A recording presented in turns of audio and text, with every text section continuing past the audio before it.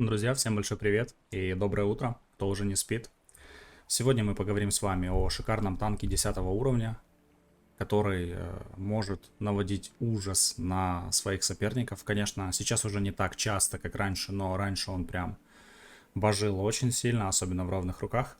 И нет, это не ИС-7, это, ребята, AMX-50B, французский барабанщик, который способен за короткий промежуток времени настреливать огромное количество урона. Это барабан, то есть барабаны в игре всегда сильнее, поэтому сегодня поговорим и посмотрим именно на него. Я выделил для себя и для вас две сборки, которые, как по моему мнению, кажутся сейчас максимально актуальными на сегодня. Первая сборка — это у нас вентилятор, стабилизатор и улучшенный прицел. А вторая сборка у нас уже идет на ХП. Это закалка, стабилизатор и прицел. То есть по перкам экипажа, что выкачивать? Мы выкачиваем обязательно боевое братство. Это даст очень хорошую точность, хорошие разбросы, в принципе, хорошие характеристики. И ремонт. Это важно на тяжах иметь ремонт, чтобы мы могли быстро починиться. Сравнивая эти сборки, мы видим, что сборка с вентилятором имеет чуть больше ДПМ, чуть лучше сведение, чуть лучше точность. Но в целом вы должны понимать, это танк, который в принципе может играть в снайпера, но чаще всего вам нужно играть с вашими тяжами, выезжать, выдавать барабаны, заезжать назад. Поэтому в принципе можно пожертвовать точностью и взять сборку на ХП. То есть это вторая сборка у нас. И у нас получится вместо... так, одну минутку. Вместо 2100 ХП получится 2310. То есть это абсолютно немало. Этого достаточно, чтобы выехать, раздать два барабана и держать средуху на этом танке довольно-таки приятную, достойную. По бронированию сейчас мы с вами все посмотрим в Collision и поговорим. Поэтому поехали в Collision.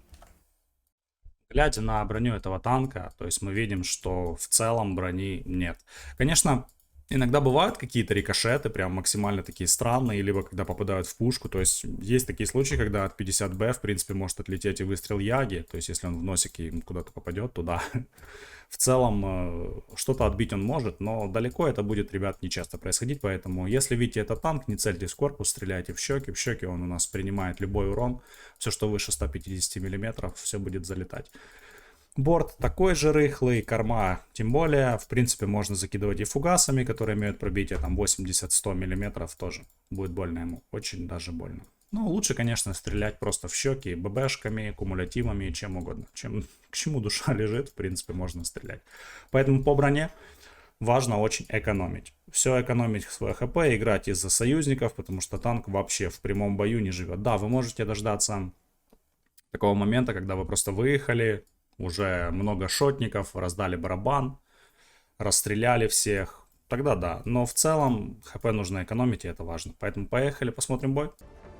Сборка, как видим, играется через именно увеличенное количество ХП. Боновые стоит стабилизатор и вентиль, плюс на full голде играется. Также боновые, ну не боновые, голдовые расходники. Карта граница империи. Игрок с ником Крей-Лакс попал в идеальный сетап, то есть девятки, десятки. Здесь он, в принципе, со своим бронепробитием на 325 мм любой танк пробивает без проблем. Ну, разве что кран именно непосредственно в щеки и башню шиться не будет. Ну и маус может быть проблемным. У него 3 отметки. Барабан у нашего 50Б на 4 снаряда. 4 снаряда с уроном 400, то есть 1600 урона с барабана. Это вообще реально на этом танке. Едет сразу в позицию квадрат, я так понимаю, G3-4, то есть наверх сюда будет поджиматься. Или с этой стороны сыграет, или с этой. Ну, в принципе, абсолютно правильно. Барабан у него уже зарядился. Нужно разряжать, пробовать быстрые танки. 1600 это он просто может разрядить любую девятку на очень прям неприятное значение. Проезжает дальше. У противников, как видим, есть довольно неприятный сетап. У них два шара футюра, есть GSOR. Но в остальном танки, в принципе, проблем никаких не составят. Засвечивает футюра. Ждет, пока он начнет размен. Выезжает и помогает союзнику разбирать его. Дает первый шот, второй. Без проблем в упор расстреливает шар футюра. Оставляет один снаряд. Видим, что уже союзная ТВПшка где-то получила. Она была рядом, от футюра получила 2 или 3 снаряда. Футюр заезжает, он ушел на КД. Говоря о танке, то есть возвращаемся к тому, что бронирования у вас нет, только вот здесь, вот в этой зоне, есть кое-что, что может что-то отбивать, но в остальном танк полный картон, поэтому нужно играть максимально сейвово. Это барабанщик, поэтому ваши союзники это ваши друзья, какие бы они ни были. Видит, что проезжает Маус, в принципе это правильно. Маус выбрал самую нужную позицию, не понимаю на самом деле, что он здесь делает, ему нужно было бы вниз ехать. Так, первый мажет. Получает сразу с вертухи от Мауса. В щеку ему пробует забрасывать. Но, к сожалению. В спину приезжает Йох. Непонятно откуда. ФВшка вообще не ясно чем занята. Она рядом стоит и она не видит Йоха. Хорошо, хоть ТВП союзная начинает помогать. Добирают Йоха.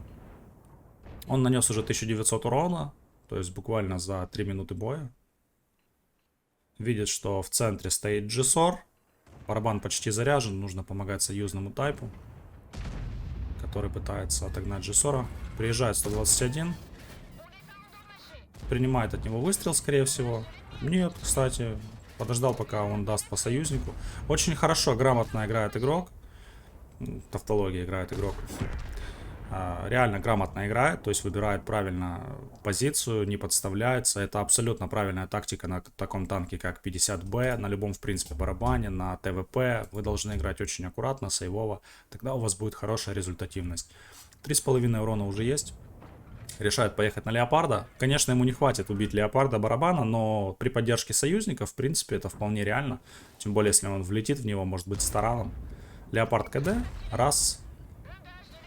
Теперь хватит без проблем урона. Да, он тараном сносит Леопарда, закрывается от его выстрела. 5174 урона, в принципе, за 4 минуты боя, за 3,5. То есть это очень быстрый танк в плане динамики, хорошая подвижность. Действительно достойная машина для того, чтобы настреливать хороший урон. Правда, он потерял большое количество очков прочности, у него остается половина. То есть этого маловато, может быть, учитывая, какой тяжелый сетап у противников. То есть 20 тысяч с половиной хп еще есть. В бою будет настреляно действительно большое количество урона. Нужно помогать 75-кой. 325 пробития на подкалиберах. Можно без проблем разряжать 75-очку. Еще один выстрел в шишечку не попадает, к сожалению. Увы. Я вам, кстати, напоминаю, друзья, если вам нравится контент и вы хотите больше подобных видео, ставьте лайки, подписывайтесь на канал и пишите мне свое мнение о боях в комментариях. Я всегда все читаю. Нас уже с вами 47 человек. Мне очень приятно то, что канал развивается. То, что мы с вами вместе делаем контент. К сожалению, не выходили ролики, поскольку у меня была какая-то проблема с клиентом. И банально просто реплеи не открывались. Не знаю, в чем была причина, но сейчас, видимо, Wargaming убрали эту проблему. Если у вас она также была, напишите об этом. Мне интересно, один я такой или нет. И, кстати, друзья, мне также интересно, смотрите ли вы реплеи вообще, в принципе. Заходите ли на вот реплейс, потому что там очень много полезной информации по позициям и так далее, можно посмотреть. Забирает Джессор. Счет у нас 5-2, остается 17120 очков прочности у команды противников. Он нанес уже 7600 урона. Это намного больше, чем большинство игроков настреливает в боях, то есть без каких-либо проблем. Да, вы можете сказать, что он играет на голде, но с другой стороны, вы когда выкачиваете десятки, вы хотите получать удовольствие. И я вам всем рекомендую, если ваша десятка не пробивная, если у вас проблемы, прошу прощения, если у вас проблемы с нанесением урона, почему бы не играть на голде? То есть, если у вас есть прем танки, если вы активный игрок, часто фармите и все такое, то играйте на голде, почему нет? Вы от этого будете получать больше удовольствия. Потому что, друзья, суть в том, что даже если вы не играете на голде, против вас будут играть на голде. Особенно скилловые игроки. Вы думаете, откуда вся статистика урона и так далее? Никто не настреливает никогда большое количество урона на обычных снарядах. Ну, то есть, это бред. Зачем тратить свое время, выцеливать что-то? Если только, конечно, вы не фармите. Если вы играете в урон, в статистику, то вам необходимо играть на голдовых снарядах, пока их еще не понерфили.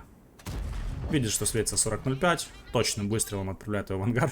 Машет 705-му, чтобы он в него не стрелял. Как я понимаю, по-другому я этот маневр не могу описать. 8200 урона за 7 минут боя. Ну, то есть это очень достойный показатель. Конечно, не рекорд.